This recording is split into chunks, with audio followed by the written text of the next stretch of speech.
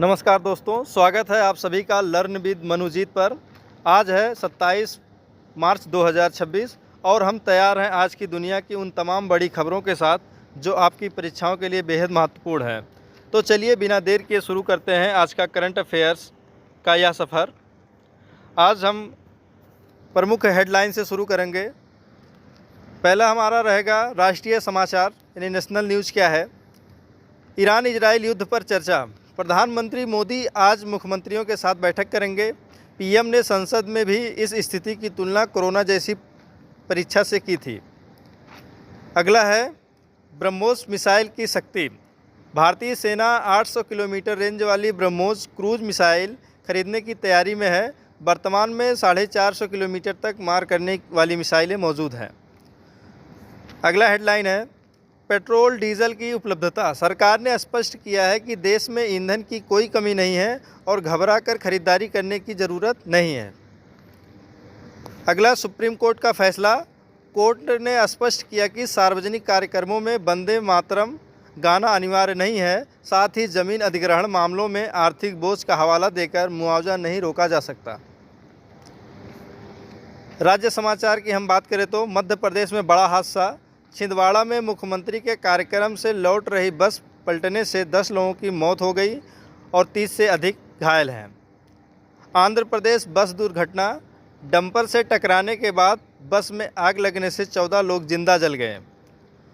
उत्तराखंड दर्शन update की बात करें तो केदारनाथ और बद्रीनाथ में अब बिना किसी डेली लिमिट यानी कैंपिंग के दर्शन किए जा सकेंगे। मौसम विभाग का अलर्ट। मध्य प्रदेश और राजस्थान में अगले 4 दिनों तक बारिश की संभावना, जबकि हिमाचल और उत्तराखंड में बर्फबारी हो सकती है। अंतर्राष्ट्रीय समाचार की बात करें तो ईरान अमेरिका तनाव। ईरान ने अमेरिकी F-18 फाइटर जेट को मार गिराने का दावा किया है। वहीं ट्रंप का बयान है। डोनाल्ड ट्रंप ने पाकिस्तान के पीएम शहबाज शरीफ को एक नेक इंसान बताया है। खेल और मनोरंजन से रिलेटेड कुछ हैं, जैसे क्रिकेट की बात करें तो शुभम गिल ने इम्पैक्ट प्लेयर नियम पर अपनी असहमति जताई है। वहीं मनोरंजन की बात करें तो फिल्म धुरंधर 2 बॉक्स ऑफिस पर शानदार प्रदर्शन कर रही है और अब तक का 919 करोड़ से ज़्यादा की कमाई कर चुकी है। चलिए आज की इन प्रमुख घटनाओं पर आधारित 10 महत्वपूर्ण MCQs देखते हैं। पहला हमारा है Who recently claimed to have shot down an America F-18 fighter jet. हाल ही में किस देश ने अमेरिकी F-18 फाइटर जेट को मार गिराने का दावा किया है। ऑप्शन रसिया यानी रूस, ईरान या नॉर्थ कोरिया या चाइना। हाल ही में किस देश ने अमेरिकी F-18 फाइटर जेट को मार गिराने का दावा किया है। कौन से देश ने दावा किया है। Option B Iran. क्षेत्रीय तनाव के बीच ईरान की सेना ने एक अमेरिकी F-18 विमान को रोकने और उसे मार गिराने का दावा किया है। इस घटना ने मध्य पूर्व में भू राजनीतिक तनाव को काफ़ी बढ़ा दिया है। चलिए अगले प्रश्न की बात करते हैं। Which missile with the range of 800 kilometres in the Indian army planning to procure. यानी भारतीय सेना 800 किलोमीटर की रेंज वाली किस मिसाइल को खरीदने की योजना बना रही है। अग्नि 5 या पृथ्वी या ब्रह्मोस या आकाश। कौन सी मिसाइल है, इसका राइट आंसर बताएं। Option C BrahMos. यानी भारतीय सेना 800 किलोमीटर दूर तक के लक्ष्यों को भेदने में सक्षम ब्रह्मोस क्रूज मिसाइल के लंबी दूरी के संस्करण को शामिल करके अपनी मारक क्षमता बढ़ाने के लिए तैयार है। आगे बात करते हैं। In which city of Madhya Pradesh did a major bus accident occur recently returning from a CM event. हाल ही में मध्य प्रदेश के किस शहर में मुख्यमंत्री के कार्यक्रम से लौट रही बस की बड़ी दुर्घटना हुई।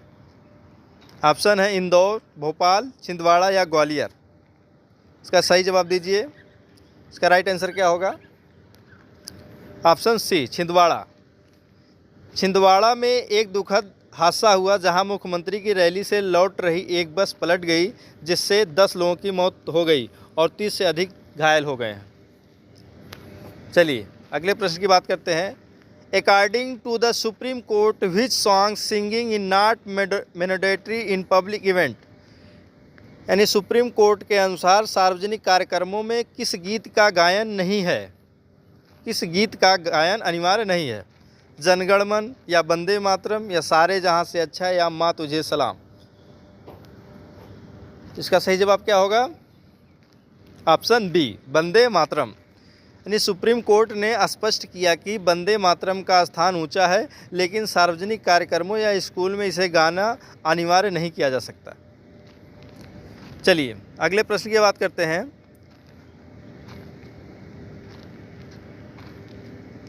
विच pilgrimage site in Uttarakhand have removed the daily limit of दर्शन।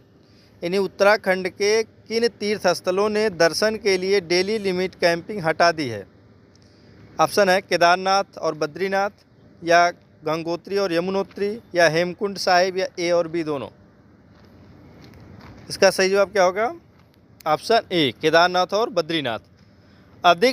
अधिक तीर्थ यात्रियों की सुविधा के लिए उत्तराखंड सरकार ने केदारनाथ और बद्रीनाथ धामों के दर्शन करने वाले श्रद्धालुओं की दैनिक संख्या पर लगी सीमा हटा दी है। अगले प्रश्न की बात करते हैं। Which cricketer recently expressed disagreement with the impact player rule. हाल ही में किस क्रिकेटर ने इम्पैक्ट प्लेयर नियम पर असहमति जताई है। Option A Rohit Sharma, option B Virat Kohli, option C Shubham Gill, या ऑप्शन डी हार्दिक पांड्या। क्या सही जवाब क्या होगा? Option C, Shubham Gill. भारतीय क्रिकेटर शुभम गिल ने चिंता जताई कि T20 क्रिकेट में इम्पैक्ट प्लेयर नियम ऑलराउंडरों के विकास को सीमित करता है। चलिए अगले प्रश्न की बात करते हैं। Who described Pakistan PM Shahbaz Sharif as a fine man. किसने पाकिस्तान के PM शहबाज शरीफ को एक नेक इंसान यानी फाइन मैन बताया है। व्लादिमीर पुतिन, या डोनाल्ड ट्रंप, या जो बाइडेन, या ऋषि सुनक। इसका सही जवाब क्या होगा? Option B, Donald Trump. हाल ही में दिए एक बयान में पूर्व अमेरिकी राष्ट्रपति डोनाल्ड ट्रंप ने पाकिस्तान के प्रधानमंत्री शहबाज शरीफ की तारीफ करते हुए उन्हें नेक इंसान कहा। चलिए अगले प्रश्न की बात करते हैं। Which movie has crossed 919 crore at the box office recently. यानी हाल ही में किस फिल्म ने बॉक्स ऑफिस पर 919 करोड़ का आंकड़ा पार किया है। ऑप्शन है जवान 2, या धुरंधर 2, या पुष्पा 2, या टाइगर 4। इसका सही जवाब क्या होगा? धुरंधर 2। सिक्वल धुरंधर 2 एक बड़ी हिट साबित हुई है, जिसने वैश्विक बॉक्स ऑफिस कलेक्शन में 919 करोड़ का मील का पत्थर पार कर लिया है। चलिए अगले प्रश्न की बात करते हैं। As per IMD which states are expected to receive rain for the next 4 days. मौसम विभाग के अनुसार अगले 4 दिनों तक किन राज्यों में बारिश होने की संभावना है। मध्य प्रदेश और राजस्थान, केरल और तमिलनाडु, पंजाब और हरियाणा, बिहार और पश्चिम बंगाल। इसका सही जवाब क्या होगा? मौसम विभाग के अनुसार अगले 4 दिनों तक किन राज्यों में बारिश होने की संभावना है। ऑप्शन ए, मध्य प्रदेश और राजस्थान। मौसम विभाग भारतीय मौसम विज्ञान विभाग यानी IMD ने अगले 4 दिनों के दौरान मध्य प्रदेश और राजस्थान के कुछ हिस्सों में बेमौसम बारिश के लिए अलर्ट जारी किया है। चलिए आज का आखिरी और अंतिम प्रश्न है। Regarding land equation what did the supreme court say about compensation. यानी ज़मीन अधिग्रहण के संबंध में सुप्रीम कोर्ट ने मुआवजे के बारे में क्या कहा। मुआवजा देरी से दिया जा सकता है, या आर्थिक बोझ मुआवजा रोकने का बहाना नहीं है, या सार्वजनिक परियोजनाओं के लिए कोई मुआवजा नहीं, या मुआवजा वैकल्पिक है। इसका सही जवाब क्या होगा? ऑप्शन बी, आर्थिक बोझ मुआवजा रोकने का बहाना नहीं है। यानी सुप्रीम कोर्ट ने फैसला सुनाया कि अधिकारी वित्तीय बाधाओं या धन की कमी का हवाला देकर भूमि अधिग्रहण के लिए मुआवजे नहीं रोक सकते हैं। आज का हमारा ये वीडियो कैसा लगा कमेंट के माध्यम से ज़रूर बताएं। Thanks for watching.